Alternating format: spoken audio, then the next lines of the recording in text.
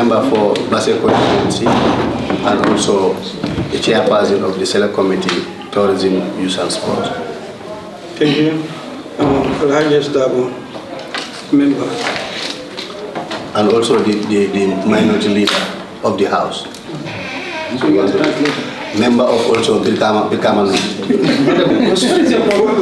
No, you have to address, you have to at least. Okay. Member, yes. Member Birkama North, minority leader and member to the committee. Thank you. Member for the committee and a nominated member for the matter. And also a member of the governing council. Yes. Good afternoon. I'm Honorable Fadem Mosane, member of Fonyi Bondale, part of this committee. Thank you. Good afternoon. My name is Honorable Fali Kora, Nam Fotumana, and member to this committee. Good afternoon. My name is Shah Tijan Yang. I'm the subject matter specialist. Good afternoon. I am Binta Jeta, reporter at the Voice newspaper. Good afternoon. My name is Adira Hussein, reporter at Center for Beside. Good morning. My name is Alaji Cham, media. Thank you. I am Sarah Boyden, secretary for the committee. Good afternoon, Bakari Baji, Minister of Youth and Sports. Good afternoon. I'm Dave Njai, Permanent Secretary, Minister of Youth and Sports. Good afternoon. Lamin Kamara, Deputy Permanent Secretary, Finance and Admin. Good afternoon. I am Mahmoud Lamin Jawla, Acting Executive Director, National Sports Council. Ibu Fai, General Manager, Independent Stadium. Thank you for the introduction. So now we move on to the third agenda, that is to give an update on the status of the rehabilitation of the stadium. As we all understand, there was a first phase which was completed, and we need an update, in-depth one, on that first phase. Then also we realized the second phase also is already started and is ongoing. We need an update on that one also, and other stadiums which the ministry visited, and so that they can update us. Though I was with you people, this is a committee, and for record purpose, the committee need to be updated, and everything is being jotted on the report. And also other sporting activities which maybe the committee need to understand or to know their level of operation. So the floor is now given back to the Honorable Minister for the update. Good afternoon, Honorable Chair, the Select Committee, and Honorable Minority Leader, and to all the National Assembly members that are here. Good afternoon on my behalf and on behalf of the ministry staffs. We are happy to join you here today to give an update. I guess we want to start with the stadium. That is the major one that I guess is the focus. Well, like she said, there are two parts. Earlier on, there was an overall assessment that was done in terms of what needs to be done in the stadium, the independent stadium in this instance. And the assessment was done at the request of the ministry by the Minister of Youth and Sports. It was done by the Ministry of Works, Transport and Infrastructure. And upon the completion, the budget was given. But at the time, the focus was on certain critical areas that, based on advice, we believe that would be able to give us the pass to host. And again, due to lack of funding, we decided to select among those that we can do and leave the others for the future. As you all know, when we started work, CAF was invited primarily to come and look at what our plans was and what work we intend to do and advise. And based on the advice of CAF, we were asked to cover other areas that were not initially intended for the first phase in order to be able to get the pass. And that was what happened last year. And of course, now adding that job to it, we decided to complete what we started and then started looking for the funding. Unfortunately, the funding aspect was delayed. As you all know, it was not in our budget for 2023, neither was it in the budget for 2024. So the ministries was constrained in terms of ability to deliver what was expected by all the Gambians. But the first phase, Honorable Chair, is the pitch, which was a major thing because CAF required that we change the kind of grass that was there to a more modern grass, because as you all know, this stadium was handed over to government or to Gambians in 1984. Built from 1982 to 1984, and upon completion in 1984, the structures that were there from 1984 was what remained there until last year. And football having evolved over the years and over the decades, a lot has changed in terms of what was required in the 80s and 90s and in the 20s. So we had to change the pitch and modernize it in terms of both the playing field, the type of grass that is supposed to be there, and all of it, and the sprinklers and everything was removed, and a hybrid pitch was put, which a hybrid is a natural grass versus plus the carpet put together with a complete change in the system, in the watering system. And the change rooms were also expanded to the size, even more than the size that CAF required. Then we have a separation of the two. After the pitch, you said the dressing rooms, right? The dressing rooms, yeah. There was a demolition and internal remodeling, which involved the expansion of the change rooms and also the separation of what would now be international dressing rooms and local dressing rooms. So that when we have a domestic league, they would have their own dressing rooms, and the international dressing room will only be meant for international matches when the Scorpion is playing with another country. Then that also come along with the bathrooms, because the old bathrooms that were there were no longer acceptable. We have to modernize them in terms of the toilets, the showers, and all of that. And there was other reconfiguration and addition of a medical room, an anti-doping room that also has been equipped with medical equipment. There was need for other stretchers and quite a number of other medical supplies. So that's primarily most of the work that happened inside. And of course, the entire plumbing system, the electrical works were all removed, and a new electrical system and plumbing system was put in place. And if you remove that, that means every other electrical appliances, electrical wires were all taken out, and a modern system was put in place with a new switchboard and all that. And we also supplied two new generators of 250 kilowatts each, totaling 500 kilowatts if you put them together. And those... And how many kilowatts? 250 each. 250, yeah. Kilowatts. Yes, so combined is 500. Now, the reason was what we needed was in between, about 300 kilowatts to be able to run the entire stadium if all the appliances are on. So we went in for the two. Initially, it was to maintain one for the friendship hostel and the other one for the main board, so that we separate the connection if you have to. So those are the electrical work. Now, on the other areas is, as you all see, the pavilions, the stands were changed, and there was a modernized seating, individual seating for all the pavilions. And the regular ones, which is the other three, is the regular seating, individual seating. And the covered pavilion, a portion of it has the VIP and the VVIP seating. And we're all draped in the Gambian colors to represent the country and we are. And then there was also a new CCTV camera system that was put in place, because also CAF requires that security is a very important component in football now, and every stadium must have CCTV cameras all over the stadium. So at any given time, there will be captures of whatever is happening both on the pitch and on the stands. So those CCTV camera systems were also installed, and they are all operational. So in general terms, these are some of the works that were done in the initial phase, and the public toilets as well. I mean, all the public toilets in all the pavilions except the VIP area was changed, because, again, like I said, there was what we think could be done to meet the CAF requirement. And in all the areas, we had to change the public toilets except for the VIP room.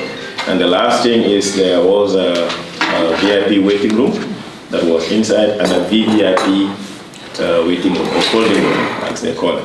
So the VIP is for those who will be sitting on the VIP before the match start. That's where they sit and wait for the time. During halftime, they will also go in there, and we expected to have a catering facility in there for teas and snacks and others. And the sofas, the TV, and everything that is supposed to be in the VIP was also installed. And the VVIP is specifically what used to be the presidential holding room, is what we transformed into a VVIP holding room. It also has the same. So they were all furnished? Yes, they were furnished. They were furnished with TVs and seats and center tables, primarily. So generally this is what was done in the first phase. Now the second phase, we just started last Monday, eventually upon the receipt of the funds. The contract was actually signed on 27th of February, but unfortunately we couldn't get the funds on time, and eventually we got them and the works have started. So it went through the normal process of procurement, but because there were two companies that were identified to do the job, Jigo Construction and CFTM in collaboration with Integral Company of Turkey. These are the companies that form a consortium, a joint venture to do the job. That is the second phase, no? No, the first phase. The first phase. But again, because they started the first phase, naturally we have to extend the contract with them. And they're the same companies that were given to continue the job. And they were also separated into lots from lot 1 to 4. For this second phase, Jigo is doing 3 of the lots, and CFTM is doing 1 lot. And, the second phase? Yes, for the second phase. For the first phase, they did the 1 to 4 together? No. The first phase, Jigo did 1 and 4, okay. And CFTM did 2 and 3. That's how it was. But this time around, I don't even know. But I know Jigo is in 2 of the lots, maybe other PS. So you said 2 and 3 is done by who? 1, 2, 3. 2 and 3 is done by who? CFTM? Yeah, the CFTM and Integral. Integral is the Turkish part. Yeah. So this time it's the same 1, 2, 3, 4 lots, and Jigo is doing lot 1, 2, and 3. And CFTM is doing lot 4. We are in the second phase now? Yes. Can we conclude the first phase? What was the amount involved in the first phase before we move to the second phase? The total contract sum was 150 something million. Okay, 155,499,573. 55,499,573. 573. Okay. But not all of that was used. We use about, I don't know the exact figure, but we use about 130 something million. If you can provide the exact figures if you want. Because we want to have the exact figure because it's about report. So what the contract amount is there. Yes, we can give you a chance. You can supply us with the exact amount involved. That was spent. That was spent, yeah. And what was remaining. Okay, yeah, that's fine. Because we don't want to take half of that, and these are reports which should be. Okay, that's fine. Okay, but yeah, I mean, like I said, the total amount, contract amount is what I reported, about 55,499,000. The expenditure was about 130, but we will provide you the figures. So, members, that's the end of the first phase. If you have any intervention before he goes to the second phase or they goes to the second phase. I think we do it all together because they are related. The first and the second. So that to manage your time. Yeah. Okay. However, members said you can go ahead on the second phase so that we intervene. Okay, so the second phase involved, like I said, works that was not included in the first, and that is a continuation, essentially, of the rehabilitation. The pitch that was done, there was a pumping machine that was installed there in the early 80s when the stadium was done.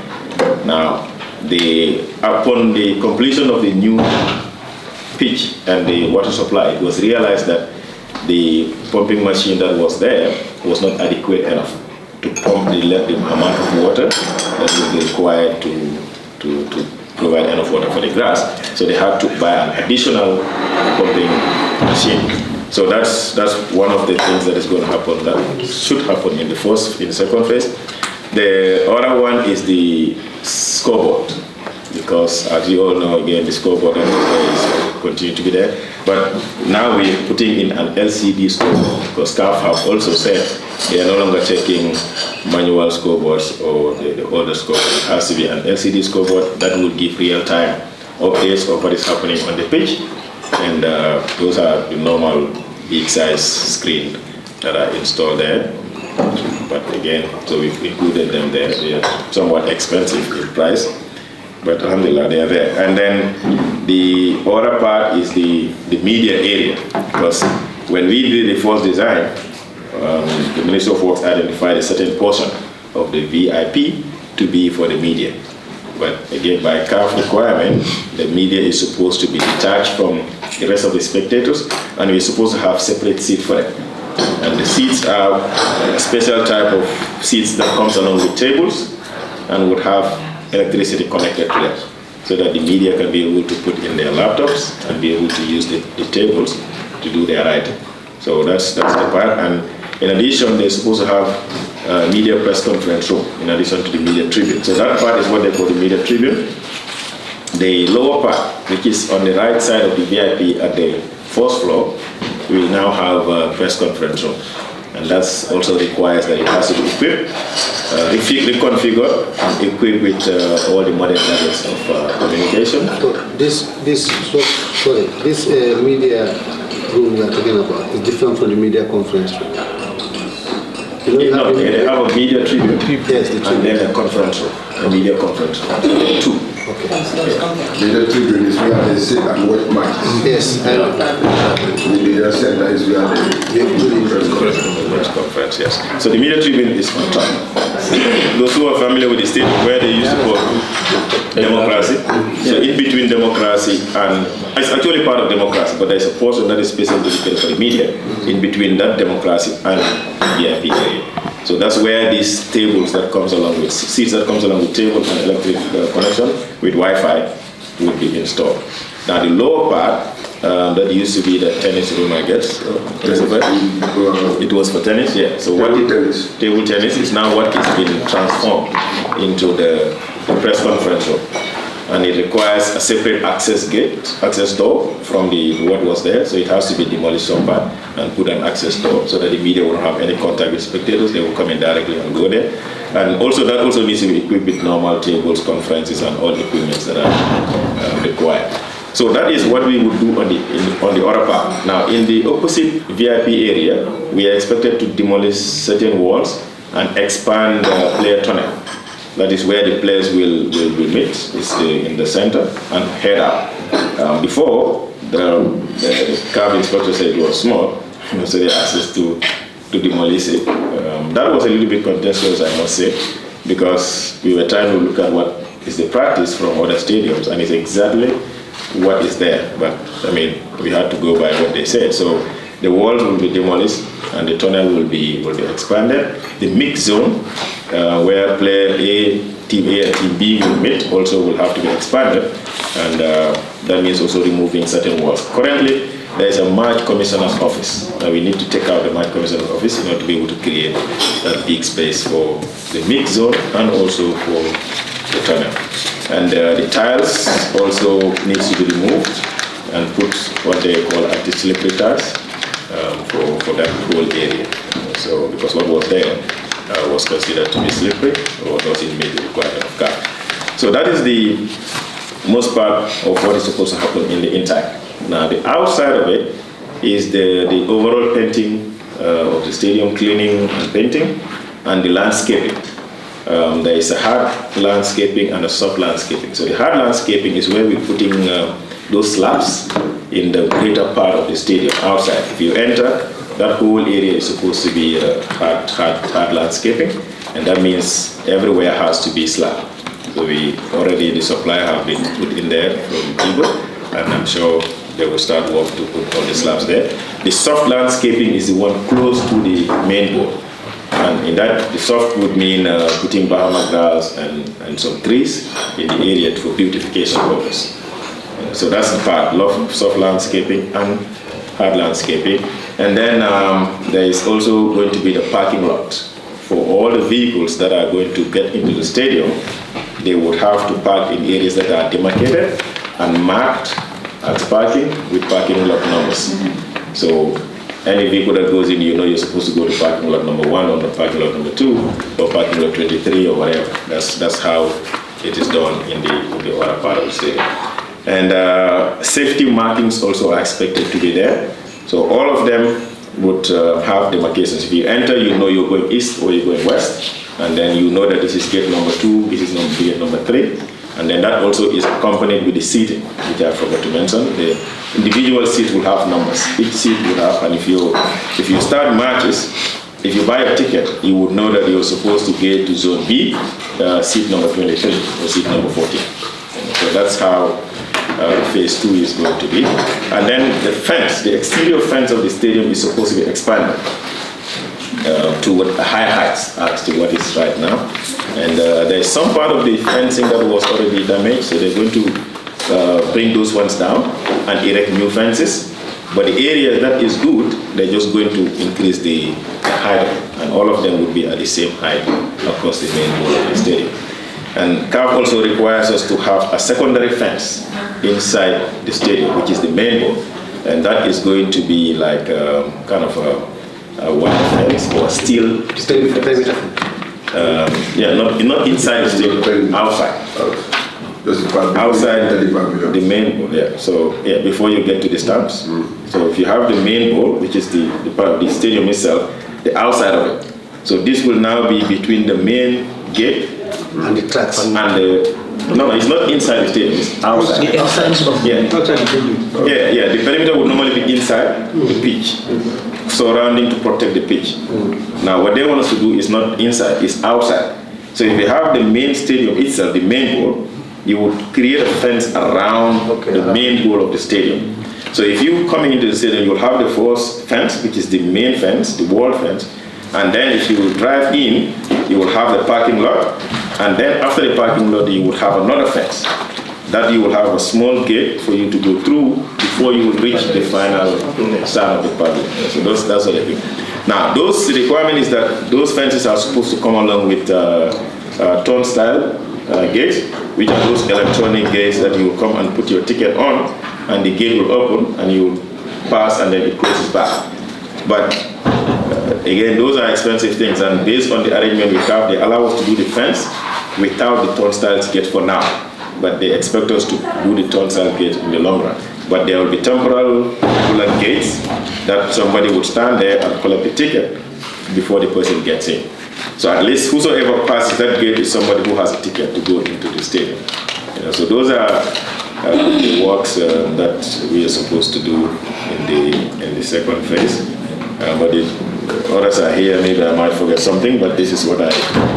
What I want to add is the plumbing system that you haven't mentioned, because the plumbing system, as you know, modern stadiums now have modern plumbing system, but this plumbing system that was in the stadium was since the 80s, since 84. It's the Chinese type plumbing system that caused the toilets, to be blocked easily. Electricity and plumbing system. Plumbing, okay. Is that what you are calling about the second phase? This Plumbing, you talk about what's in the first phase? Is it? You mentioned plumbing, okay, all right. I thought you only said plumbing. Okay. Maybe one more. In the second phase, there is open areas within the pitch that they also expect us to cover. So if you have the main playing pitch, and then you have the tracks, now those areas that are in between the tracks and the playing pitch or outside the tracks are concrete. Now CAF is saying that they don't like concrete around the stadium. Now it has to be a playing pitch or it has to be a soft area. So those concretes will now have to be removed, or we will have to buy, yes, we'll have to cover them. So the intent of the plan is to get the artificial turfs, and then that's what they're going to put across those hard areas, so that it will all be the soft area. So that's also part of the second phase. So that's pretty much what we are expected to do in the second phase. And interestingly, there's a third phase, which we are not doing now. But this third phase is not part of CAF. That is for the other areas of sports, which is athletics. The tracks are not included in the current second phase because again, cost-wise, it's so expensive to do. And based on the funding available, we are not able to include that. So we decided to keep the tracks and the floodlights into what is called a third phase, which can come later. Now, why that is because, fortunately or unfortunately, our focus now is on football, and tracks are really not part of the football, even though they are very important as a sport component. The floodlights, CAF does not insist on that unless if you want to play a night match. And because we believe we can play our matches during the day, we can reserve the floodlights until later on, when the funds are available. But those are the only two things that are not part of and the lighting outside also, I should have mentioned that as well. There's, when we do the landscaping, the soft areas, we were going to do complete lights, new lights, solar-powered bulb lights, poles and bulbs around the entire stadium for visibility sake. Yes, pretty much. And the training grounds. This will be training grounds. Okay, for the third phase, yes. The third phase also.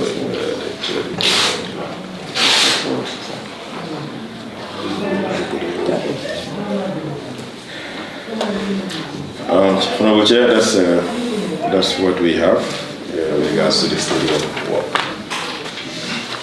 Okay. Thank you so much, Honorable Minister, for that brief or in-depth update on the Independence Stadium, the first phase, which is now ongoing. And now we can give, if you have any other added thing from your members before we give chance to the other members for the intervention. Do you have any other added information? Covered all the areas. Yeah, okay. Okay. Honorable members, the floor is open for any concerns you may have to ask for clarity from the ministry or from the minister. Yes. Honorable Sane. Thank you so very much, Honorable Chair. Honorable Minister, thank you so much for that brilliant presentation.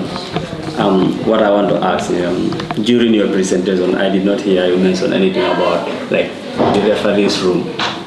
The referees? Yeah, referees. Now, in this modern football, as you alluded earlier, we normally have this VAR, so things like that, are also part of football now. Mm-hmm. And then the other one is,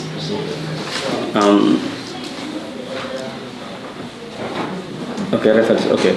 You mentioned that you're going to have these changing rooms are also there, like you separate them to local matches and then international matches. In the local matches and the international matches, we normally have these club matches.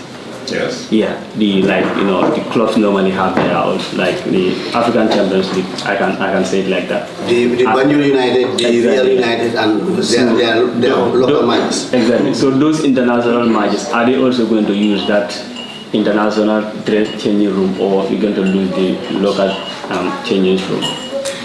And then the other thing is, before undergoing all those changes at the stadium, I think you have consultation with CAF, and the many things you have mentioned here, that the expansion of the tunnel and others. Are you thinking in this way of like having another stadium before doing all these changes in this stadium? These are my questions.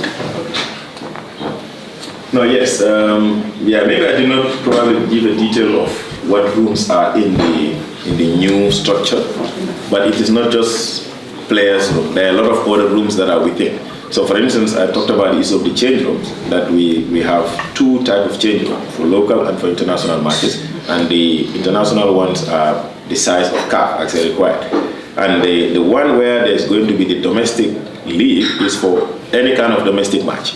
Whether it's the league is depending on the federation and their matches, they will be using the league. Whether it's 4th division or 2nd division or whatever match happened there at the stadium, even if it is not league matches but regular matches where stadium is used, that's where they're going to be. And then these ones will only, the international one will only be closed and open only during international matches. Those are the ones that have all the standard seats and everything that is required, including the lockers and the bathrooms. Now, the other rooms is, like I said, the medical room is a separate room, and there is the anti-doping room. And the medical room is for normal, regular matches. When there is an emergency or there's somebody who needs medical attention, he goes there, and it's equipped with all kind of modern equipments, like you can find in a hospital, at least most part of it. And then the medical room, the anti-doping is, football now requires that every match, after the match there will be a test. They will choose players, they will take them to the room and take the urine and do the test. That's also there with the equipment that is required for the anti-doping test. But there is a security room, there's a match commissioner room, there's a referee room, there's a technical director's room, and match commissioner's room. So all of these are all within the same area. So they call it the football area. That whole area you see now is only going to be for football and nothing else. That is the opposite the scoreboard. So there are multiple rooms. All of them, like you mentioned, referee, match commissioner, all of them are going to be there.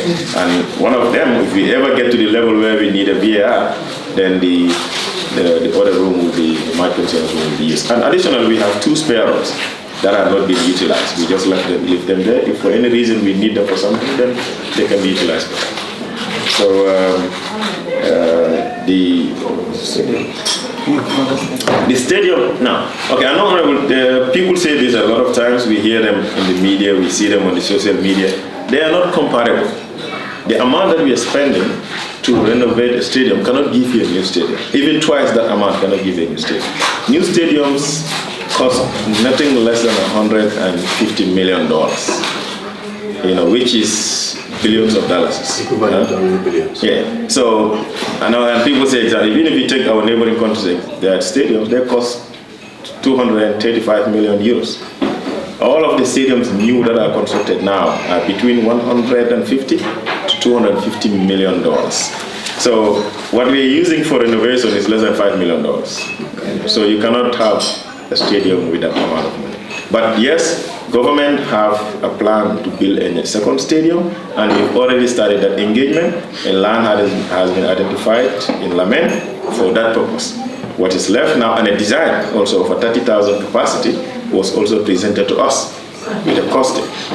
So what is left now is how do we raise that $150 million that is needed, $150 million that is needed to build a stadium. But the plans are there, and we look forward to having the funds. They can probably never be local. It will have through some kind of partnership or through the generosity of our bilateral partners.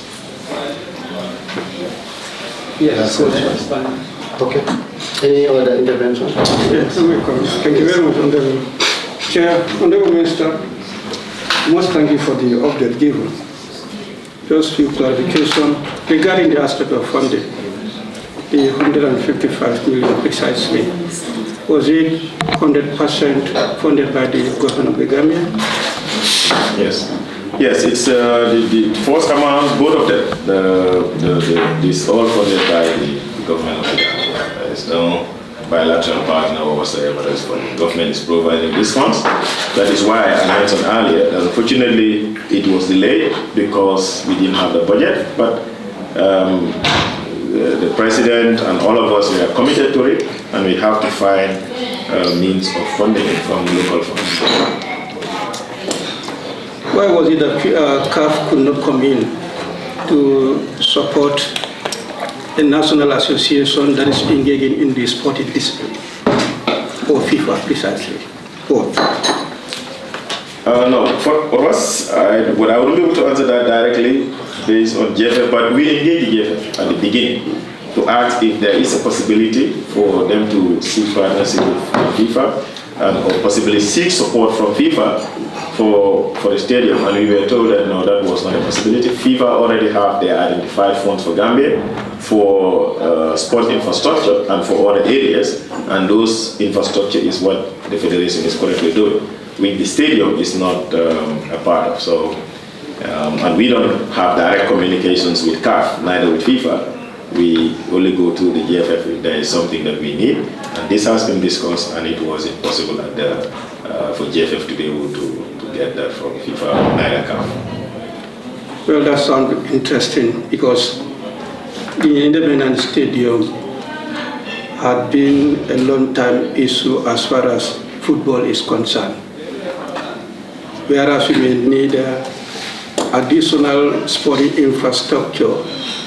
I think, honestly, the main sporting discipline should give that due concentration to the only stadium that we have, how to upgrade that. If we can be denied to have our international matches here, I believe that should be an utmost concern to the federation to see how that stadium should be rehabilitated. And if there is any opportunity to add on or to supplement the effort of the government, they could have given priority to that.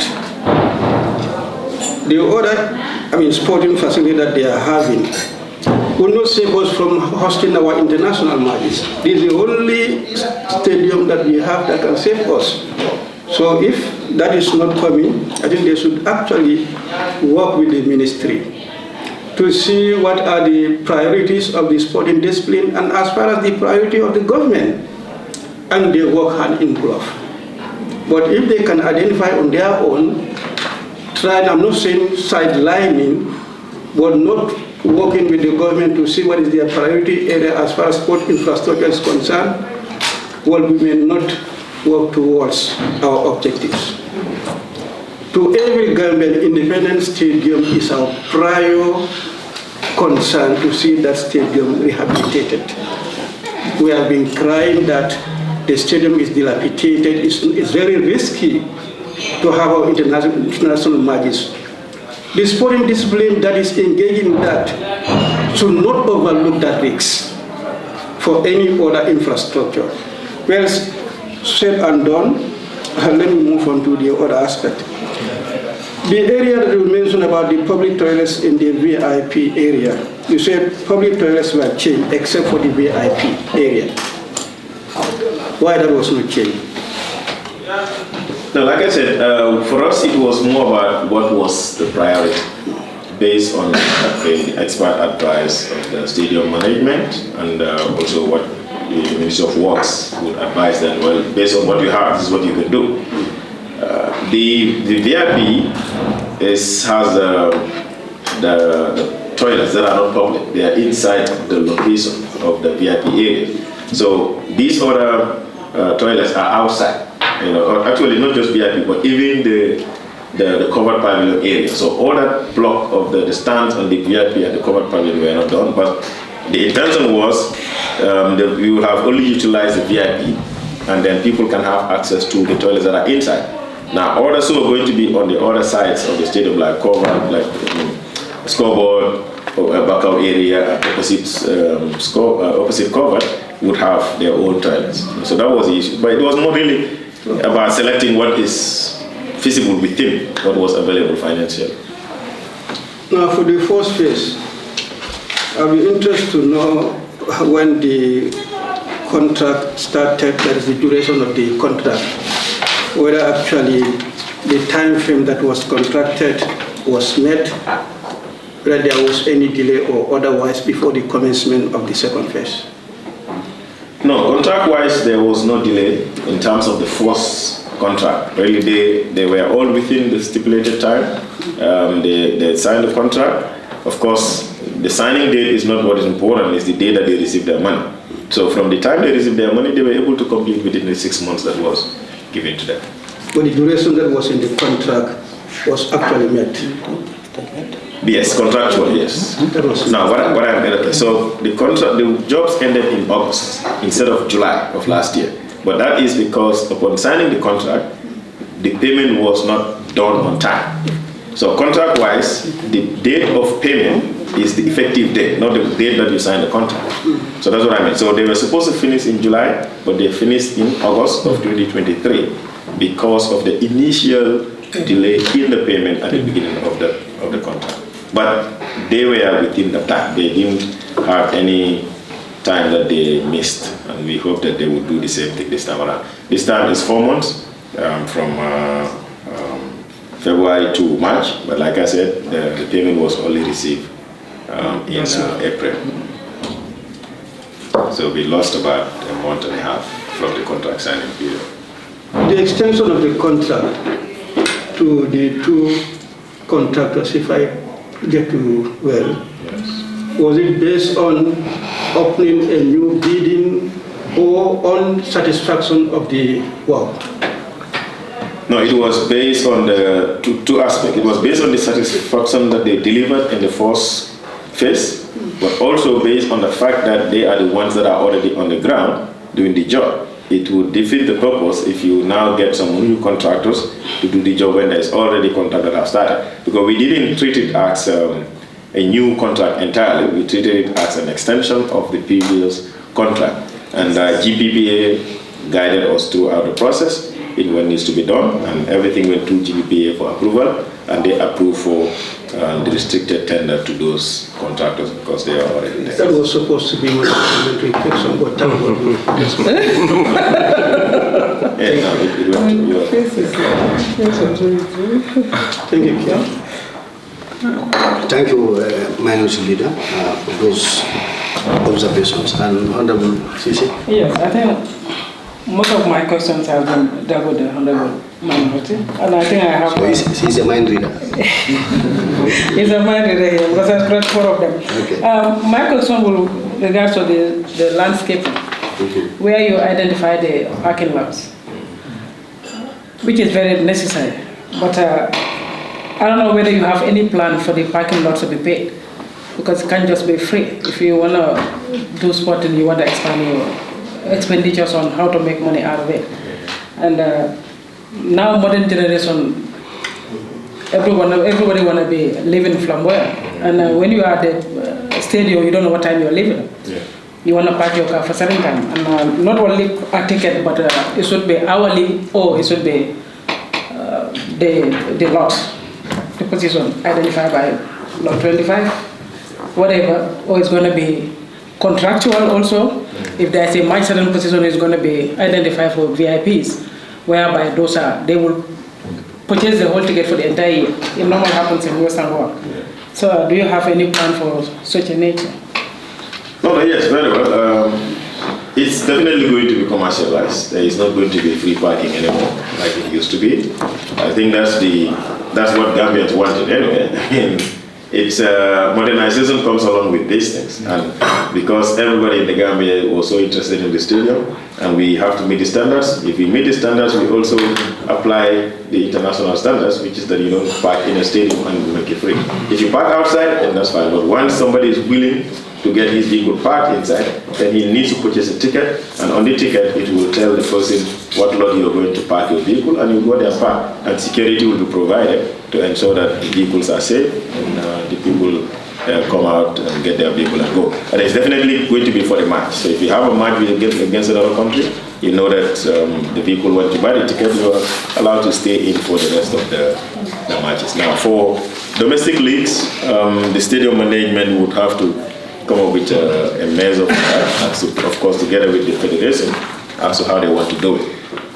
Because people don't regularly have like fixed matches that they go to, probably it would be ideal to say you pay per match instead of pay for a period. But payment-wise, yes, everything is going to be paid for.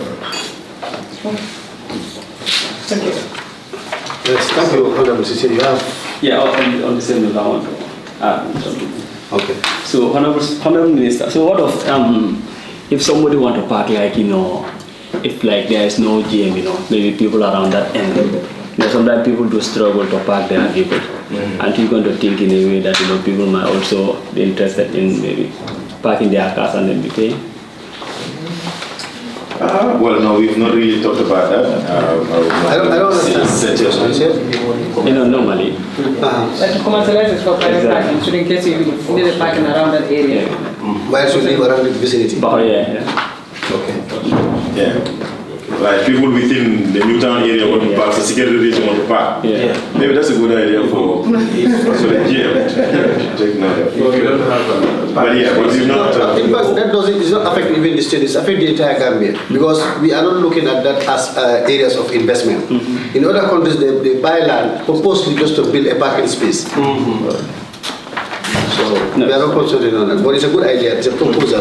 We've not discussed. For now, we're focusing on things related to football, but those could be internal decisions of the stadium and its board. Those are management. And if they want to do that, as far as they're able to. I mean, we'll look into that, because again, if I have a monthly parking and there's a match and you need the space, then it becomes an issue. Somebody can say, I paid for the whole match, I'm not supposed to be here. Okay. But those are things we can. Thank you very much, Honorable Minister and Honorable members, for your intervention. And for me, I have few concern areas which I think I put it before the Honorable Minister and the staff. Looking at when CAF agreed or decided to suspend the stadium, and I think it was based on recommendations. A, B, C, D must be upgraded or must be changed before we allow you to play. Was there any checklist to the areas or the gray areas they think should be changed? There was no checklist as such. What I don't know if it is necessary to go into the history. This stadium issue started a long time ago, from 2014, when notification was given for countries to upgrade their stadiums, and they were giving a grace period of 5 years to say bring your stadium to standard. Now CAF have what they call stadium regulations, and they update them occasionally. So as of the last regulation was the stadium regulations of 2022, and that is what each country is supposed to use when you build your stadium. Now, in terms of renovation of stadium, they expect that countries will also use that same stadium regulation 2022 to bring their stadium to that standard. Yes. Now, that is what we use. But like I said, when we started, it was a matter of what are the things that are most immediate. And if you do them, you can get CAF approval. And the stadium management has been managing with that from 2019 to 2021, when we were eventually back. So if you recall, there was an approval of $10 million in 2019 for stadium to renovate the stadium, and when CAF inspected it, they gave them the pass. So this time around also, we wanted to look at those things that are necessary, and we do them, and hope that we will be able to get a pass, and not necessarily meet the regulation, because all of those regulations, like I said, are purposely meant for stadiums that are newly constructed or where countries have money. But we didn't have the money to do that.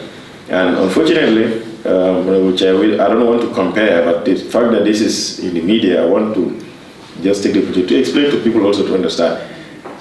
What we were costing stadium to be renovated is nowhere near what is necessary. There is nowhere currently in the continent where a country used $2 million or $3 million to renovate a stadium. All of them are above $10 million, 18 million, 20-something million. That's what they're using. And if you don't have that, you have to look at what you can do and get approved. And that was what was being, the strategy that was being used, and that's what we also try to do in this instance. But again, the idea that CAF rejected the stadium is not accurate. And I think I've tried to explain that several times. There was no time that CAF came to the Gambia to inspect renovation and pass it or not. What happened last year was we, by the advice of the Federation, invited CAF to come and look at what we intend to do and what was already happening and advise on whether it meets the requirement or not. And when the CAF inspector came, he said, well, this is good, but if you stop here, you wouldn't get approved. So you would rather include this and that, so that when you're done, you can be able to get the approval. That was the idea of the CAF inspector. It was, and that's why we call it a preliminary inspection, based on our invitation for them to advise on our intentions and what is the requirement of CAF. So I think this would help, maybe clarify that aspect. No, Honorable Minister, what the areas I'm talking about is whether CAF came, maybe because their officials they are always going around to inspect stadiums or activities of the FAs or whatever, in different ways. But when they wrote to countries, they knew very well some of the stadiums of other countries are already dilapidated. Yes. They need upgrading and renovation. That's why they wrote to those countries, which Gambia was part of. And here, what I am saying, whether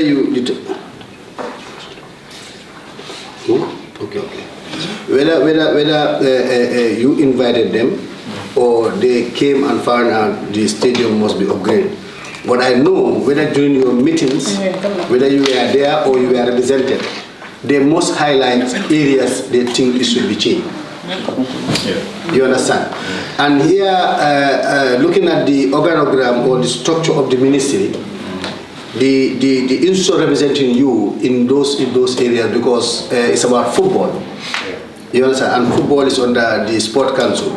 We believe Sport Council officials should have been in that meeting. If you look at the chair and the official of the ministry, per se, because why I'm asking this, because there was not a front and back. You understand? Up to a stage where the community or the Gambian people thought is the government failed to do what they're supposed to do, because everybody was hoping that the last match they said we cannot host, we should have hosted, because had it been, we go by the guidelines. That is why I asked whether there was a checklist, whether we cannot meet all of them, but at least there was a priority on those checklists which we should meet. You understand? Based on what we have. You understand? So it's what I'm asking, because we believe the ministry have an official, that is the GM of the stadium, who should be up to standard to know, because it is his responsibility also to know what are the facilities of modern stadiums. You understand? And he should always be on the position to advise you and the Sport Council on about the stadium, because they should always be listening with the GFF. And the GFF should also always be working with those two institutions, that's the stadium management and the Sport Council. So we believe if those were properly working on their TORs, they should be able to help the ministry. At times, not to take that bad luck of blaming the ministry when they are officially responsible. So we want to know whether those was done. Yes, the PS want to come. Thank you, Honorable Chair. I will take you from where Minister stopped. Yes. There is a technical working group on the rehabilitation of the Independence Stadium. Yes. You have the Ministry of Youth and Sports, you have the National Sports Council, you have the GM, Independence Stadium, who also happens to be the second vice president of the GFF, you have Ministry of Finance, you have now GAMWORKS is there, and you have GFF is also there, and who else? The department is also part of it. We meet regularly with the contractors, with both contractors. We meet regularly to discuss the work progress at the Independence Stadium. Usually before or after the meeting, we do a site visit to check the progress of work. So for phase 1, we have done that successfully. For phase 2, based on the recommendations of the CAF preliminary inspection visit, Mr. Mohammed, the areas that he identified, those are the areas that we were working on. Even within the technical committee, we form subcommittee to work. They work during the weekend and check, confirm the areas as highlighted by the CAF officials. And that subcommittee involved the General Manager Independence Stadium, GFF, Works, Minister of Works, and who else am I forgetting? So they did their own to make sure that we comply in accordance with that preliminary report, preliminary visit report, and that was done. So based after the first phase. Yes, after the first phase. No, when the first phase was on. Yeah, it was while the phase first was on, but I mean the work for phase 2. The work for phase 2 was, most of them are based on that report, on Muhammad's report. So able the Gambia to pass, to host international matches. Because when he came as Minister Ali said, the thinking was he will come, guide us, advise us on the way forward. But to our surprise, when he went, they sent a report saying that we are not fit to host international matches. So yes, because in fact, let me just yes, okay, please. Okay, yes. Concerning the checklist you are asking, before the stadium was banned, CAF came up with a requirement, what they call the must-have requirements for the stadium. And this must-have requirements is clearly stated, all areas. And for the stadium, is all aspects of the stadium needed to be changed. All aspects. It's not only 1, 2, 3. That's why when the first phase started, during the period, CAF was invited to come and advise us, not to inspect the stadium, because CAF doesn't inspect when work is ongoing. They come after work is completed, they come and inspect. I'm a CAF inspector myself. So that's why when he came, we found everybody works was ongoing, and he was able to advise us on the areas we needed to cover. So the checklist was covered by CAF, but for the stadium, it's all aspects of the stadium. And that's what we use for the rehabilitation of the stadium. And that's why we are doing it into 3 phases, 4 second and third phases. No, the reason why I was talking about it, because right now there's a demolition for the expansion of the how to call it, paveway for the players. The tunnel. So hadn't been there was a checklist or update based on the space, because most of these things are technical. They indicate the perimeters. If it is 2 meter, 1 meter, because even the stadium, they will tell you the square meter of the stadium, the base of it. Yes. You understand? So because it is now costing us to demolish and repair. So those are the areas, because we feel we should have moved ahead than where we are. Because now we are demolishing. In fact, at the sitting arrangement upstairs, the space were also been identified that it is too close. They need to remove some of the rows. So those are waste of resources and time delay. Hadn't been those specimens where we are indicated, it would have helped us. Yeah, but within the CAF requirement, there is no specimen of a tunnel the size of a tunnel. I've been to African countries as a general coordinator where the space is small. But it was this inspector who came and said we should expand the tunnel, because by expanding the tunnel, we are using it also for a mixed zone. It has double purpose, for a mixed zone and a player tunnel. So that's not specified clearly that this is the size it should be. And what we did, as I said, what we did was when we did that, the inspector came with his own advice on how to go about it. And that's what he advised. The same as the media tribune and also the media center. Because there was never a media center in the Gambia. Even the media tribune we are talking about, they used to sit just in front of the VIP. And they said that we should move that away and to have a separate area for the media. So these are just advices he gave that we should include it so that we can get the pass from CAF. But within the document, there is no specific size that the media tribune should be. That based on the position you want to ask something. No, yeah, I think pretty much that's the point. I think there are some things that definitely you read the guideline. I mean, I'm not the expert here; they are the expert. But I have gone through the regulation myself. I mean, but there are some areas you see, like for instance, I talked about the issue of the changing.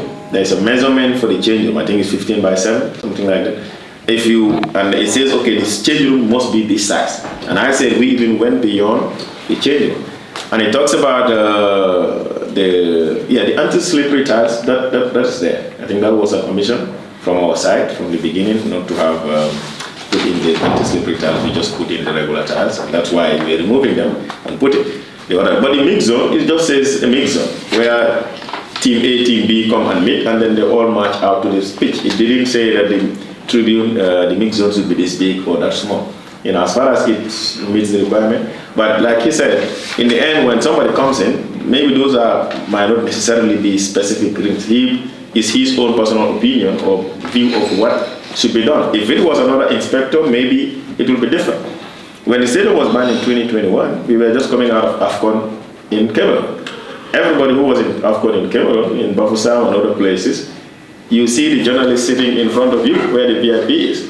You don't see them in a specialized area, and that is where CAF matches were played. So, like I said, there were things that somehow we didn't agree with, but we have to go by what they said, because you don't want to leave them there and then they come and say, no, this shouldn't happen. Whatever was the reason, we wouldn't be able to say. But Mr. Fai just told you that they go around African countries to play matches or commission matches, and what they see in other places is almost the same, or even Gambia was better. Even the seats that they were arguing, the inside, the player lockers. I mean, to us, it wasn't really an issue, and players go there and they know it's regular. And there were other areas that they identified that were already there. Like, we purchased 2 generators, but in the checklist that they came on later on, there was a mention for a generator. There was flag poles that they mentioned, we already had flag poles there. There was medical room and medical equipment that was mentioned in the checklist. We already have those things in place.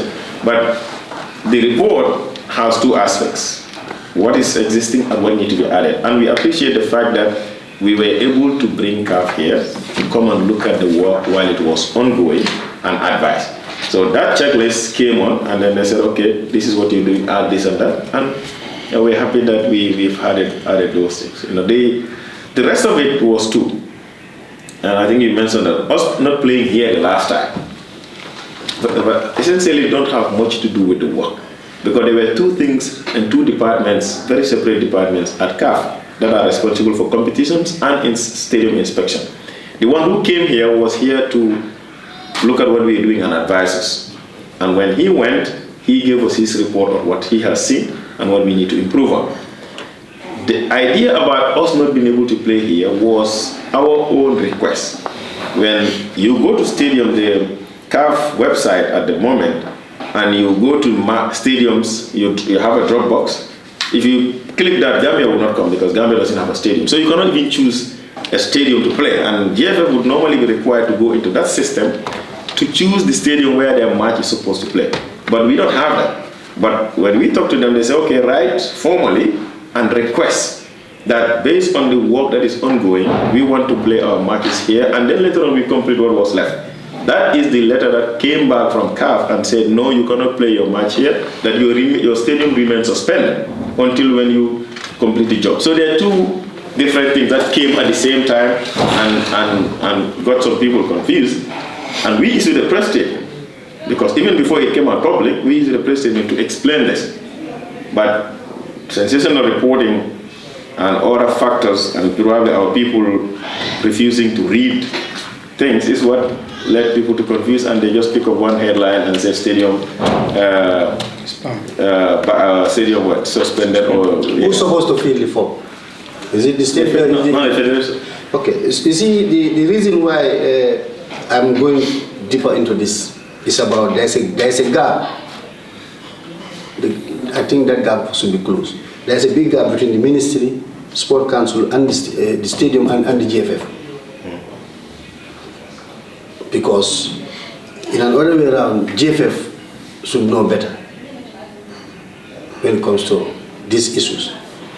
And again, GFF should have also stand by the ministry, because the ministry stood by the GFF and the sport council to make sure the stadium is renovated, because it's still owned and it's where we have our matches. But looking at the entire Gambians, the blame goes back to the ministry and the government. So, and the institution that was supposed to fill that form to choose where they're supposed to play was the response of the GFF. The GFF should have gone to the public, tell them this is the reason why we cannot choose Gambia, because it is not in the system. That's why we cannot host that game. It's not because the stadium is not ready. But there were a lot of insults, there were a lot of concerns that the stadium is not ready, that's why we cannot host the game. And the first notion they have, I cannot say you can clear it completely into them, but it will not be easy because they might have that notion. And you can see the protest from all sides of the country. So it's a stakeholder issue, because when you are talking about the technical team here, everybody is involved. So it should have been a joint responsibility to make sure that stakeholder or the right people should have cleared the air, so that at least it will help us, all of us. But again, I think that gap should be closed, Honorable Minister. That is the GFF, the Sport Council, and the ministry. That gap should be closed. There's a big gap. We'll take that. I know where, because I was part of the Sport Council. I have also worked with the GFF before. When by then, we find others were not at the GFF. We know how the protocols or the nomenclatures or whatever, how it operates. But again, it should be a joint responsibility, because the ministry is there to serve the Gambian people as a ministry. The Sport Council is an arm of the ministry, and GFF is there to represent the Gambian people, and they are under the Sport Council, like any other sporting association, I believe. So let each of the institutions take responsibility, and the department is there. So, moving forward, before you move forward, okay, let me drag you a bit. Okay. Honorable Minister, now we are getting to the second phase. Aligned as the workers or the contract already signed, and then if the work has started, what is your anticipation if the second phase is completed? Are we going to have our international matches played here upon completion of the second phase? Yes, with all certainty, yes. We believe that because, like we said, the CAF inspector was here and he guided us on what needs to be done. He developed a checklist, and the technical committee, which is chaired by the PS, in the process of finalizing the areas that we need to add to what we wanted to do, they were in constant contact with the man himself who came for the inspection. And they sent him an email with the table of what is completed and what needs to be done in the phase 2 and in the phase 3. And he himself went into that document and moved certain areas from phase 3 and brought them to phase 2 and said you need to include this in phase 2 and not phase 3. And that includes the fairs that I talked about, and then the expansion of the exterior fairs. So we believe that if all of these things are done, he would, because he himself said do this and this and this, and that's exactly what we're doing. We didn't even argue. Even the areas we didn't agree, we want to do exactly what they want us to do. And for that reason, we believe that they will be able to pass once they come for the inspection, the proper final inspection. And how long will the contract last in terms of the contractual agreement? It's 4 months, starting from the time they receive the payment, which is April. The payment in April, so it should be 4 months. Yeah, so it should by the end of July, I believe, or at least by July. Yeah, so it's April, May, June, July. Yeah, July. Let's say August. That means now against July we may not have international matches. There's no matches. No, we have one. We have one. We have one in June. I mean here. No. You can't host. No, we have an upcoming game in with Seychelles in June, but that's just going to be outside. I think the GMF have already identified Morocco as a place to go to, but after that, then any other match, our next match after June will be in September. And by that time, the work will have been finished, and we believe that we will be able to play here in September and then continue to play here. During his deliberation, he made mention of the third phase, though not in the agenda per se.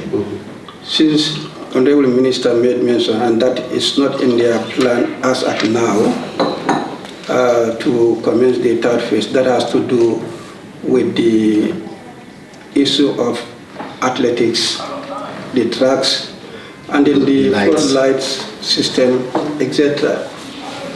When do you think actually we can have this in your plan? Because I can recall just last weekend the national championship of secondary school sport, inter-school athletic championship, could not be hosted at the Independence Stadium, only at a sandy ground, Botrop.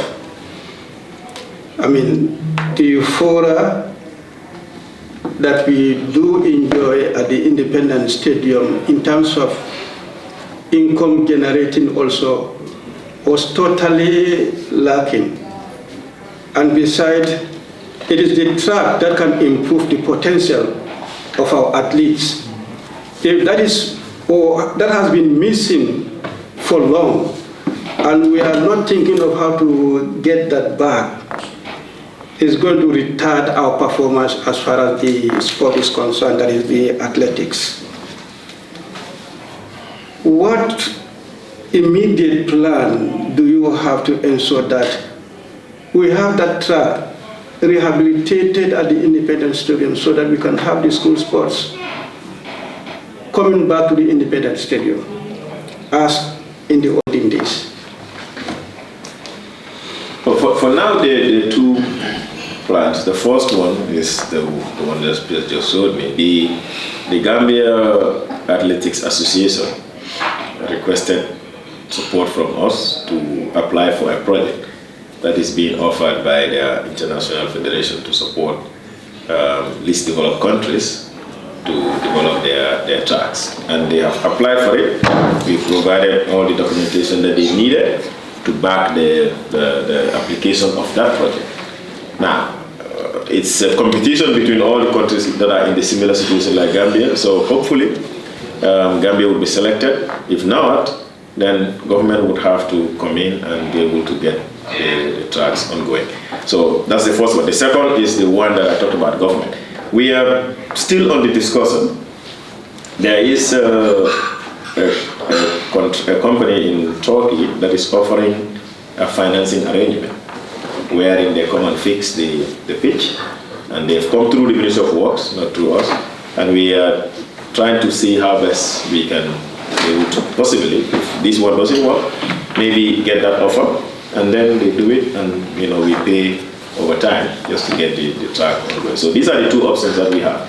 Whichever works at first, we will. The Ministry of Works one is at a very infant stage because that's the entry gate for all works issues, and they're supposed to write formally to us. So we'll see how that works. But remember, it's also important, like I said, some of these things, maybe the parliament would have a role to play, because our constraint as a ministry has always been budget. I mean, I know, yes, we don't suppose the one at the center and we take the blame, but we don't have the resources. And once the allocation to the ministry is at the state that it is, there will be very little things that we can do. And sports is such an expensive venture that dependence on a levy that is only giving you about 6 million per month is not sustainable. And I think this has been the cry over time, and I have explained this in parliamentary sessions, I explained this in cabinet all over the place, that we must be able to look at sports as an industry and look at it as an adventure that has the means to transform societies, to take young people out of poverty, to create employment for people, and invest in it in the way that it will be able to give us what we want. But otherwise, we get 110 million in a year in our budget, and then we have so many expectations across the country, but the resources are not there. It becomes difficult. This has been our challenge. I mean, the stadium would have gone past this level if it was included in the national budget in 2023 or 2024, at least in the minimum. But anytime we put it in the budget, it is taken out because our allocation has a ceiling, and you cannot go beyond the ceiling. Even now, if we want, we can say, oh, 2025, we can put whatever is left of the stadium in our 2025 budget. And we expect that Ministry of Finance or the National Assembly will make it work. And then we will be able to fix all these problems. But us as a ministry, we are at the receiving end. We are a beneficiary. But money is what it takes to do this work. And we want to implore on your committee to help us. PS just wrote something that our budget is 0.04% of the national budget. Not even 1%. But I understand that aspect. I mean, I saw the photos, I was in there. I saw the photos of the senior championship. And it doesn't tell well on our part as a ministry that these young people are running on the bare floor. On the bare ground. That's not what we want. However, to conclude, once the stadium is completed, there is a possibility for them to use it. It is not that the track is not there. The track is there. And the reason why they are not using it now is because renovation is ongoing. But once the renovation is completed, the athletics can come back there. The problem is that the track is dry and it's old, and it might not be the best for them to use. But it's usable. If the GAA inspects it and thinks it's usable, we can. But from our layman point of view, the track is there. Not so standard, but it's something that we can manage with now. But definitely you can be assured, that there are efforts from all angles to ensure that we fix the tracks as soon as possible. I also observed that the changes that you are doing at the structure, that is the Independence Stadium, if not all, are more football related. Since it's a multi-sporting facility, are you taking into consideration this other game, like the athletics, because they are used to be placed for the call-over room. So if this major changes we are talking about is going to take those, facilities in favor of football, what do you reserve for athletics? And I also note there's an area that used to be for table tennis, and that was also part of the renovation, now also given to football. How or where do you cater for these other sporting disciplines? The facility that they used to enjoy in the Independence Stadium that seems to be consumed by the structures of the football. What's your take on that? That's a valid point. You're right. There is very little. But that's why we have the spare rooms that athletics can use. But table tennis is almost there. Because we have for years, they cannot use it. It's almost there. But for the spare rooms, athletics, they can even use the local dressing rooms. They will be available for it. We cater for athletics. The only challenge for athletics will be they will not have the crowd they used to have. Because the stadium capacity is reduced totally. Okay. Capacity is reduced? Yes.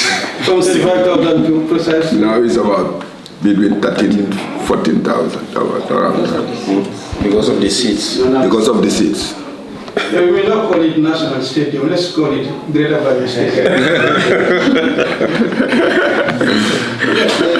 I think that's the reason also why we're looking at the options of a super stadium, because a lot has changed in there. And all these sporting aspects that you're talking about is true. Like Mr. Vice said, table tennis could be, I think we have somewhere else where they can go to, and boxing if they want to. But after the stadium renovation, we're looking at other options, including the old wrestling area that we are looking at using as an indoor court, depending on, again, the funds availability. And once you have an indoor court, every other thing can fit within that indoor court, football, basketball, handball, volleyball, table tennis, boxing, if you have them, anything can fit there. So, yeah, but we look forward to be able to do more, hopefully. Okay, thank you so much, Honorable Minister and members.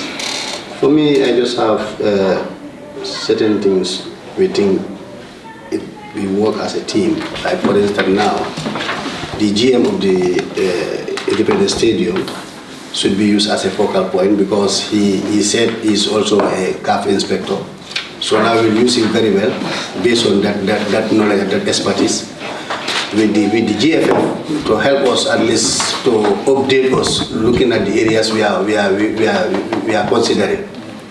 You understand? So that at least at the end of the day, when they come to those market, correct, and we move ahead. Because we don't want them to come back again and have a question or have an issue. So now we can use the GM as he's an expertise now with the GFF, so that the areas we are working on, they will update us with the modern standard, whether it is measurement or whatever. They will follow us so that at least the monitoring team will use that as a base to supervise the job to reach to that standard, so that when they are here, we have no other doubt but to okay it and we move on. So before they come again, they say, no, this is not what we are asking for. This is what we are asking for a way forward. And the other one also, PS4 just said here is 0.04 budget. I think with the team, the outcry from the last budget session at the plenary, I think some of you have attested to that. Even the 3/4 of the NAMs were in support of the Youth and Sport Ministry, that they are under budget and they are covering almost 60% of the population. Because the notion at times what the Minister of Finance will say, most of the ministers have a sport, like a youth component. But we ask them whether there is an MOU from the Ministry of Youth and Sport and those ministries, so that when they are implementing or they want to have access to those funds, they can easily access it. Or whether that ministry, if they have to spend that fund, whether they will be in consultation with the Ministry of Youth and Sport. That's a concern, and we need to iron that or address that problem. Because agri have a component of the youth, gender, the same thing, trade, the same thing. So I think about fisheries, they have the youth component. So I think with these 4 ministries, with those budget funds, when there is a MOU, I think the Ministry of Youth and Sport can make use of those funds to address other key areas. Because it's about engaging them. When we are ready, we can write to those ministries. We can write to the ministries, that's the PS, the minister, so that we can sit down here and discuss. Yes, the Ministry of Youth and Sport is under budgeted, looking at the areas they are covering. But now, most of the Minister of Finance always emphasize that these ministries have youth component in their budget. Now, can we have the Ministry of Youth to draft a proposed MOU in order to have access to those funds, if possible? If the ministers and PS give consent on those ministries, I think it will be a joint team to prepare to draft an MOU, so that at least at the end of the day, you can have access to it. Because since for the past 2 years, they are mentioning about those budgets or those funds, but the ministers have never have access to those funds, and it's important. And the other thing is, I think we need to have a pre-budget bilateral before the official one, so that together we look at the areas we want to pilot. But again, we have to help each other. The ministry have departments. Let the departments prepare their work plan for that year and prioritize. That's a good one. Let every department prepare a work plan and prioritize the areas he wants to implement for that year. Honorable Care. Yes. Well, I think the issue of funding, as far as the ministry is concerned, has been a long-term problem to the ministry. I could recall we've been putting to the various ministers before him. Let the government have the political will and commitment on sport infrastructure. When that commitment is done, you can do your budgeting. And then at the bilateral, it will and it should not be rejected. But if the will and commitment is not there, You cannot prepare any budget on sport infrastructure that will be accepted at cabinet. It is not the National Assembly that can determine it. Our role is to approve. But we don't create the budget line. No, it's not. No, it's not about you create budget line. No, it's about engaging them. No, I'm coming. Yes, I'm coming. What I'm putting to them is that let us have that will and commitment to have more sport infrastructure. I challenge all the ministers before him. Just put the budget there. At our end, all the National Assembly members will support that budget to pass. If you have the will, this year, we must build a stadium. Now that we are crying, our independent stadium that used to be national, I'm reducing that to be even regional now, not national. We want to have a national stadium for multi-sport facilities. If the political will and commitment of the government is there, they will open room for that budget to be endorsed at cabinet. We must have a national stadium. The minister has secured a land for that. We need to build a stadium. And if that is budgeted, there is no way they can reject it at the cabinet, let alone at the bilateral. And at the National Assembly will be an 100% endorsement. But as long as that is not there, you cannot defend any budget at cabinet. I'm saying the will is not on the side of the ministry alone, but it has to be on the government as a whole. When that is secured, then we can have the sport infrastructure. I challenge them, even you say annually we have the building stadium, it should not just be the mini stadium. These mini stadia are jokes. They are not bringing anything meaningful as far as sports infrastructure is concerned. And we cannot develop our sports in the absence of infrastructure. This has been the challenge. I've been challenging all the ministers before you, but I don't know why. That's why I'm saying maybe the will and commitment is not from the government. And that's what we should work towards. Try to establish that. When you do that, you receive. For us, 100%, we'll support anything that is meant for development. All the budget about your ministry, I will say, more are on administration. But look at the development budget. It's not more than 2 million or 20 million or so. Less than 20 million. What can 20 million do for development of sports? That's the cost. That means something is lacking as far as commitment and political will is there. It's not we, the National Assembly members. We are ready to support and will be supported. Thank you, Honorable Chair. Thank you so much, Honorable. The area where we have to find solutions. It's good you have mentioned it. Ministers have passed through, and it was a concern from past ministers. But now it is now time for us to find solution to them together. And finding solution, we have to engage everybody. First, we need to at least try to safeguard the little what the ministry is getting by tapping some of the funds in those ministries. If we are able to have access to the funds of those ministries, that will save some of the funds we have in-house. And again, the reason why also I was saying for us to have a prior budget bilateral, maybe even before going to cabinet or before going to Minister of Finance, because looking at the laws, Minister of Finance has the utmost powers to scrutinize or to look into on the ministry's budgets. But what I'm saying now, if we come together as a ministry and as the committee, we look at your priority areas, which you have prioritized, let's say for 2025, and you put the figures there.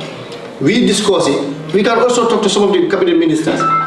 Anyway, this is the Minister of Youth Sport. They are always under-budgeted. But this year, they want to prioritize ABC as their 2025 budget, development program. With that, at least if it goes to the cabinet, we will also engage the Minister of Finance to at least to put consideration on those ones. Even if it's to slash other areas, but we will put consideration on those areas. Because we must find a solution. Without a solution, we will still keep on, every year we will come here, we discuss, we will not make a headway. So it is high time now, we look at the areas, we address them, we move ahead. Yes, yes, that's fine. Thank you, Honorable. Thank you, Chair. And I'm sorry to come late because I was caught up with other things. What I want to emphasize here is it has been said said by the Honorable Minister, and I was repeat this thing. Each ministry that you show here will all the time be ceiling by the Ministry of Finance, so your budget cannot surpass this amount. Having done our budgets already at our level, we equally used to have our own bilateral with the Ministry of Finance. During the course of this bilateral, usually is where they remove all these things. It will not even reach your own parliament here. So by way of that, you realize that the only thing that reaches you is what they have approved at that bilateral. So difficult to say, it will be made available to you people. Except for if we did what you have said, the pre-budgeting, during that, because of the pre-budgeting, you can equally invite the Minister of Finance to be present, but otherwise, it will still remain the same thing. My PS was almost crying during the last bilateral, because most of all the bigger things were all thrown out, including even the renovation of this stadium that we are talking about. Our participation to CAF was thrown out into the budget. So what is it that you think could be done? For me, whatever engagement that we are going to do, if you do it outside the ministry without inviting the Ministry of Finance to be present, it will still come back to square one. Because the bottom line is, if you put it into the budget, if we get to the Ministry of Finance, it will be thrown out. So it will not reach the Parliament. Chair, okay, let me just add something. Is it possible to inform the National Assembly prior to your bilateral with your draft budget, before the bilateral with the Minister of Finance? Because probably when they cut your budgets unexpectedly, they might, at the end, the final result will be National Assembly. But when we have the draft, probably anytime we have a bilateral with them, we can do the comparison to see the budget line they cost, whether it's necessary to be adjusted or you can leave it as it is. The issue is, what we are proposing, before they go to the Minister of Finance, if they can have, because this is a committee, they can always call on us, so that we can discuss. When we discuss, we can also inform the Minister to come, so that we can say, this year the Minister of Youth and Sport, this is their priority area. Please, when they come to the Minister of Finance for budgeting, kindly consider these areas and also at least to reconsider their budget ceiling. You understand? That's if you allow me, that's what I was coming to say. It is the new approach now in the Ministry of Finance that they give every ministry a ceiling. What are the yardsticks for those ceilings? We don't know. Even if you prepare your budget before they are ceiling, you have to reduce it in accordance with the ceiling. Even the ceiling, like for example, what happened this year, the 2 motor vehicles that we put was part of the ceiling, but it was removed. And every year for the 3 executive years, every year that's what we put motor vehicle because they don't have it. You are a witness. I have breakdown minister's card, don't look at it. We wanted to paint it. We got stuck, we gave us rights. It's not about the individual, it's the institution and it's the position.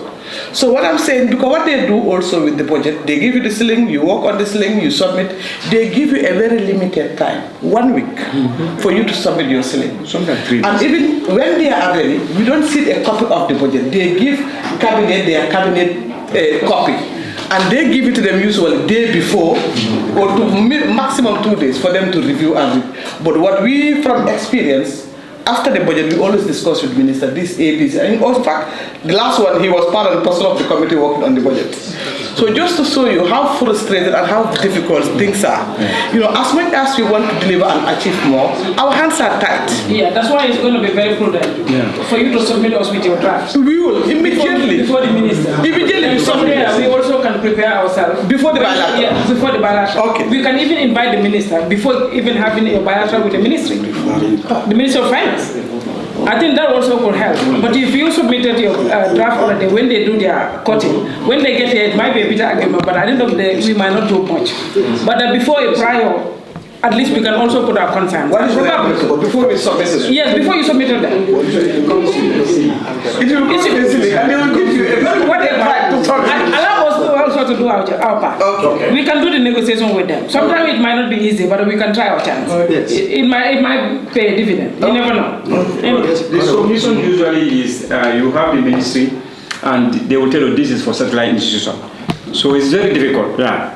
Even you go one boot on top of what is given to you, they're going to knock it off. But I also mean Yeah, we'll do that. But during the bilateral, we even agree with we also have our civil bilateral with them, where you might not be there. So at least So you will do it, no problem. We will continue to be engaged in order on the way forward on budgeting and so on. Time is on our side. This is away on the chair. Yes. Maybe not for 20. Well, we budget is coming. 2025. For 2025, let's focus on the Independence Stadium completion. But for 2026, Minister. New stadium. New stadium. Inshallah. I like that. 2026, new stadium. Work on that project. It's important. Budget it. Commit the government that the Gambians want this stadium to be built because our stadium, the capacity has drastically reduced. And we want a new stadium. And we are secured land. Unfortunately, it cannot come now, but 2026, make that your target. And let the work start. Okay. Well, just 1 minute. Hopefully we would do, like I said, Honorable, we didn't all stop at negotiating and getting the land. We even went ahead to do a design. Like I said, we have a 30,000 capacity stadium design and costed. And I said that's 150 million that is required for that 30,000 capacity stadium. So on our part, we have done what we could. And really, I've had these conversations in cabinet. I've had it with the president. He is committed to it. But if you convert $150 million to dollars, don't convert. When you convert, that's a lot of money. And even if you said you're going to put it in a budget, it will practically be impossible. So that's why we said there must be commitment, and then either go for a loan or PPP or arrange with the bilateral. That's the issue. You don't even have to wait for Independence Stadium to be completed. We have started, we will continue. Some months ago, we had a committee where the NSC is serving, and he was there, the department is there now, with Minister of Works and Minister of Finance, looking at all these aspects. How can we fund a stadium? But these are ongoing processes. But in the meantime, it's about how can we develop smaller infrastructures that can be used for development of sports. And that's where the ministry can do it by themselves. Example, what we're doing today at Moyofe, if it's costing about $30 million, and it's going to have all of the sport, football, basketball, handball, and volleyball. And then that's complete. If you have that across the regions, then we will be able to move on forward. So this is how it is about, like PS said, I think everything comes back to the ceiling. And not only do you develop a ceiling yearly, the last time they developed like a three years ceiling and said 2023, this is what you have, 2024, 6%. This is what you have, 2025, this is what you have. And now you have to limit yourself to that. So that's where maybe Honorable would now need assistance to increase the ceiling. Once the ceiling is increased, every other thing fits in. But the commitment is there, Honorable. Even the National Stadium, I said it was budgeted for in 2024. Even agreed at the bilateral. But when the final budget was developed, it was missing. How it happened, we don't even know. These are things that are, difficult, but they are the realities. Okay, Honorable Minister. I think the most important is let's have a pre-budget bilateral so that we can work on these areas, either to influence the ministry to when we know your concern, increase the ceiling, and also to also influence the cabinet to consider the ceiling and the budget. Okay. Here the way we should look now, we say the GM to take the lead in order to advise us on the project at the stadium based on his expertise, and to work with the GFM to help us so that we can have front and back. GM. Yes. Are you taking the responsibility now? Full. Thank you so much. Members, huh? Yes. So now, just 1 minute, we are almost there. Just one, on the AOB, on the sporting facility. Now, because time is not on our side, the other sporting stadiums, what you need to do is, can you give us a report rundown for this committee to look at, then we get back to you. Chair, what do you say? You are defeating the focus of the agenda. No, I'm still trying to first consider it. But you know, my clerk is just. We don't want you to miss it. Yeah, you understand? See, but now what we still have enough time to look at that. So what they will write to us, because they are just from handing over some of these stadiums, and others are not being handed over. So give us at least an in-depth report on all of them, and then we move on from there. We want the interaction. Yes. Well, it's your duty to decide. No. We will invite you for that. After giving us the report, they will invite you for at least. But maybe the reporting on the, if I'm allowed to, it's not much. It's good to just Okay, we can go ahead. I was just concerned about her. So you can Just summarize. Probably there's no need for us to be detailed. Those football fields. Now, before I get into the thing, let me just say this. On the documents that we have, they are called football fields. Now, the reason why the mini stadium seems to be more prominent is because that is how they call it at the regional level. In the provinces, fortunately, even if you fence a place, they call it the mini stadium. So that's the thing about the mini stadium. But all of them are completed, except for the two that we terminated. Now, Kafuta, at one time we had to terminate the contract and then have to look for somebody else to do it. And that person was able to complete most part of it. When we went there for the handing over, when we were there, it was more of observation that we saw. And we said we must fix those things, mostly in the ceiling, the taps, the changing.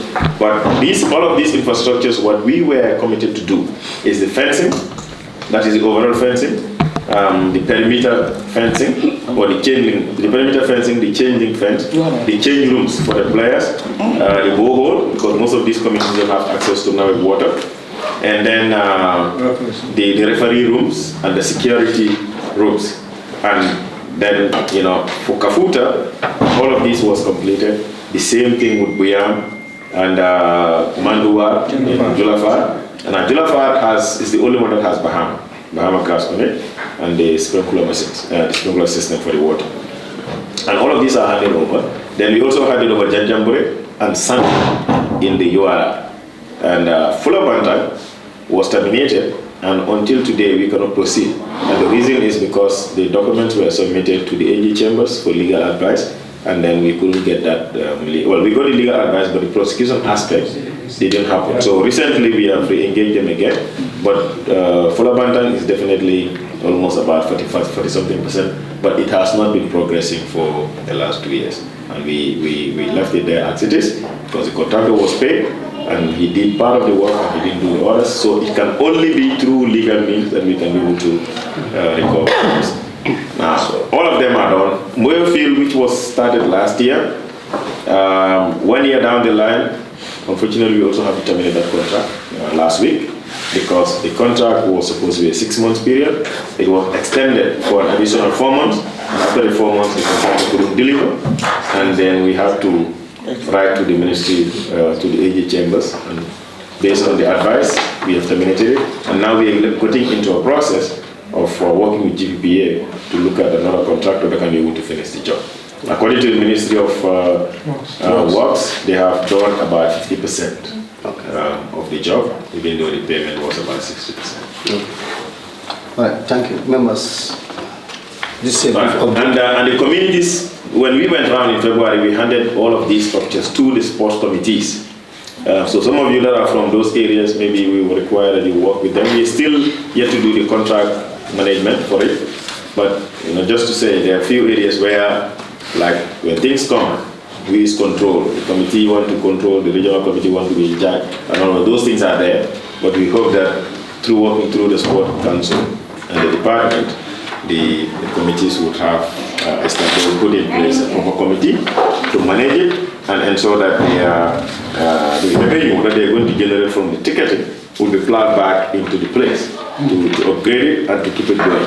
Because really, when we went around, some of the infrastructure we saw weren't well kept. They were leaving it dirty, and I think these are things that our community people will have to take responsibility for to maintain these structures. Thank you so much, Honorable Minister. So I think we have exhausted that agenda item. We now going for agenda 4. That is Minister presented. I don't you see kind of thing. But anyway. Okay, I don't understand. Maybe we spend a lot of time on the stadium. Yes, you want to intervene? Yeah, I think I will just clarification on this Kafuta and Flabanta. Yes. Their contracts, are they terminated? Okay. Yes, they were terminated. Yes, the first contractors. Yes, they are terminated. So which one is on legal tussle? Flabanta? Not Kafuta? No. Kafuta is already completed. It's completed, almost getting to... Yeah, Kafuta is done. In your absence yesterday, we received a call from the justice that they want to meet the ministry to discuss about the gun injury issue. That's Tuesday, 11 o'clock. They are having a meeting regarding that one. Kafuta also, we had a meeting with them yesterday. It's almost done. They said before Friday, everything should be done here. Yes. Honorable Minister, thank you so much. If I heard you well, you said that only Jaffa, is it Jaffa? Kiang, as the only one that had the stuff. The Bahama grass. The Bahama grass. So what about the rest of the? No, they didn't have Bahama grass. It was not planned. You know, they were not in the contract. No. So it will be part of a second phase. Yes, they were put in phases. I think like I will say, based on what you have, you look at the most immediate things. And the communities, what they wanted was to have a fenced place, and then change rooms for the players to come in and sit, referee room, security room, and a chain link fence, and water access. So those are the things that are basic. Then they can start collecting gate tickets, and then they can be able to play football in a very secure place. But the Bahamas, they've already, the Ministry of Works have gone around to do the inspection for Kafuta, Guya, and then Jampure. And we want to start doing the Bahamas for those ones once we get the funds. But Bahama was never really part of it. Okay. Any other? Okay. All right, silent being consent. So we move to agenda number 4, that is AOB. We will not waste much time on the AOB. We have 2 correspondents here from 2 groups or institutions. I believe they wrote to Sport Council and they copied us. So in the presence of the Minister and the PS, Sport Council is a department that is responsible for associations, and these petitions are their petition is for GFF. The other one is about issues affecting football administration and so on financial aspect of it. I believe the Sport Council is the body that is responsible to look into it. Unless and until they fail their mandate, then that is time the National Assembly Committee will step in. But as at now, we don't want to overlap the responsibility of the Sport Council. Please engage stakeholders, engage GFF, and see how to resolve this issue. And also there was another communique from Gunjur community regarding their stadium. It is long overdue, and the project is still not completed. It's affecting their football or their sports in their community. And it is a concern for the entire community. They wrote and they copy us and they addressed to the Sport Council. So this committee is now putting it back to the Sport Council or to the Ministry to the Sport Council to look into these 2 matters and resolve it and get back to us. So members, these were the 2 correspondents we received. If I may ask, the 2 correspondents, were they directly written to the National Assembly? So this one was sent to GFF and the CC Sport Council. So you monitor the outcome of this. The question is, did they write to us directly or we are copied to? We have copied to. That's by way of information. Yes. That they have written to National Sport Council. They have copied us. Have they written to National Sport Council? The first Gunjur wrote to GFF and copied them and copied us. Gunjur wrote to GFF? Yes, and copied them. So they expect their response from the GFF. Yes. Precisely, GFF is not here. Well, our attention is drawn that this particular community brought to GFF. Now, with the case of the second one, what is the second one? GFF school. That's for GFF. And they wrote to National Sport Council. National Sport Council is here. We've just been copied to by way of information. Our attention is definitely to you. And we are also putting into you to look into the complaint. We are not taking any action, but for you to look into the complaint. We don't want the matter to reach to us, so that you can do or treat the complaint amicably in accordance with your law or regulations. So it's not something that we are acting on it. And Honorable, for the one, the Gunjur one, CC is always attention to make an attention to you that this is what is happening. We are not taking the lead. We are not going to intervene right now. Sport Council also is not to intervene because it is addressed to GFF. But also the Sport Council is to monitor what is the outcome or what is the response from GFF. It's just like now we're waiting for Sport Council on the outcome of this petition. So it's vice versa. So we are now also taxing you to see what will be the outcome from GFF and Gunjur to resolve the issue. And also the other one, which is your mandate right now, to look into it and address, then get back to us.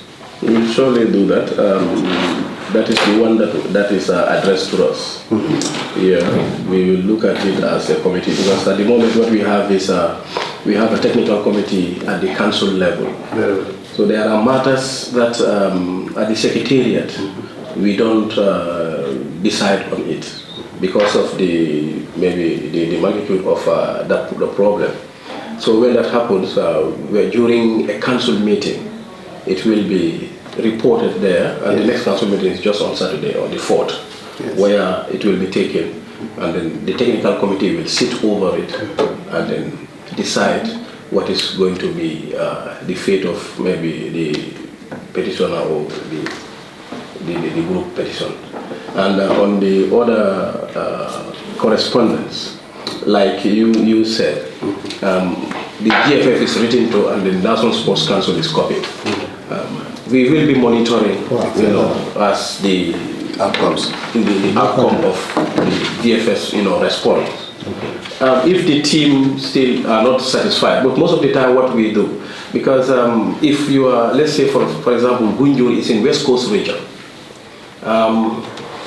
Yes, if they are writing to the GFF, they will also write to the West Coast Region Sports Committee. That is copy the West Coast Region Committee and also copy us. Now, if the GFF did not respond, the next step is for them to write to the West Coast Region Sports Committee, copy us and copy the GFF, for those people to take action.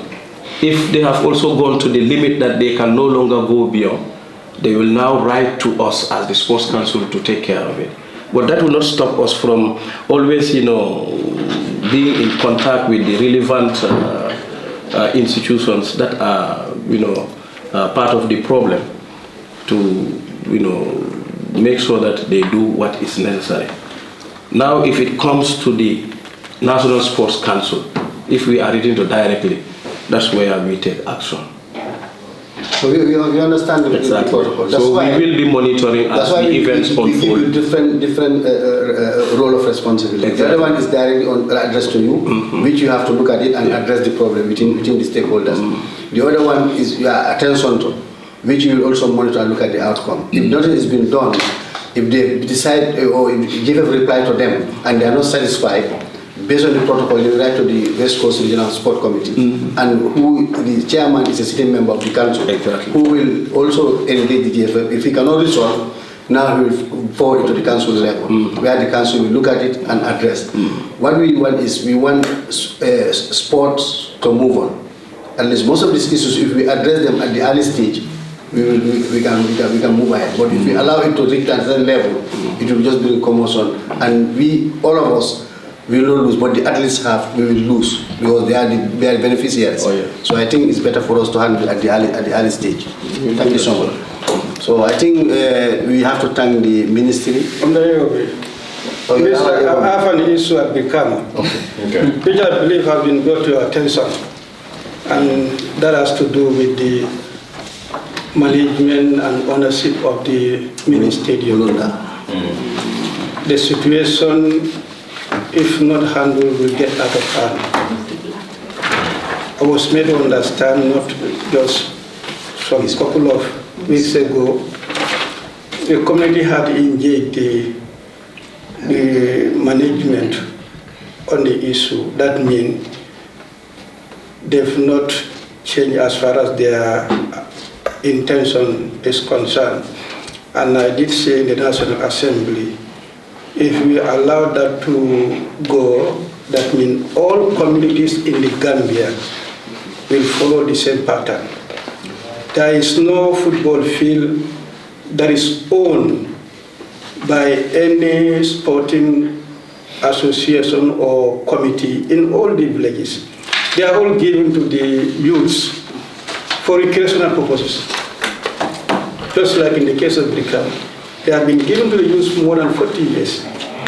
Now if the community can come back and claim that they own that particular land, any community in the Gambia can do the same thing in any locality. So the ministry should act and address the issue. If all lands in Brikama have been given to government institutions, even the market, belong to people. The governor's office belong to people. The health center belong to people. The car park belong to people. Just like the football field. If now they are claiming that the football field belongs to them and they want to be part of the management, and they are not part of management of the car park, the health center, well, that's why they say part of the management. I want to believe it has been brought to your attention. Yes. The committee went there and the job is incomplete because I told the committee should act on this. Otherwise the situation will get out of hand. And I mean, if not, it may not tell well. Youth matters should be matter that should be handled with care and caution. I'm privy to information that they started engaging them. I thought the issue had lied down, rest, but no. I'm afraid we need to act on the issue.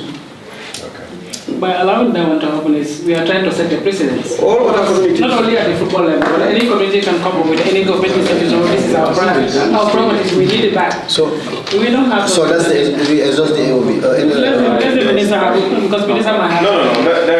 We would address it. Well, at least attempt to address it. It's true. They have written to us, and the chairman, the current chairman, came to the office and we talked about it. And I asked all the questions that we need to ask, and I'm also giving him an advice.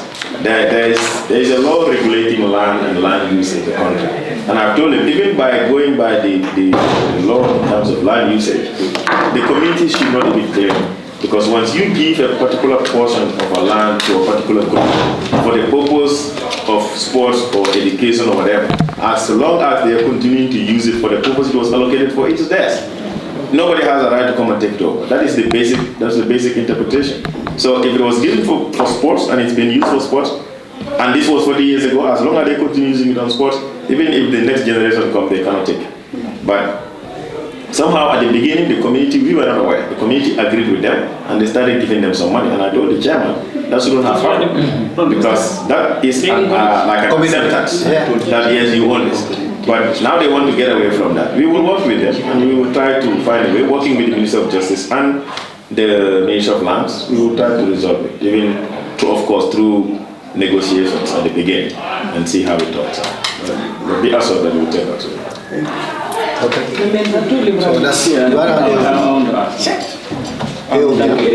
AOB, Honorable Minister, as part of your family, you use there is this youth group, the national youth, the national parliamentarian youth in a province. So they might buy a few more. Yeah.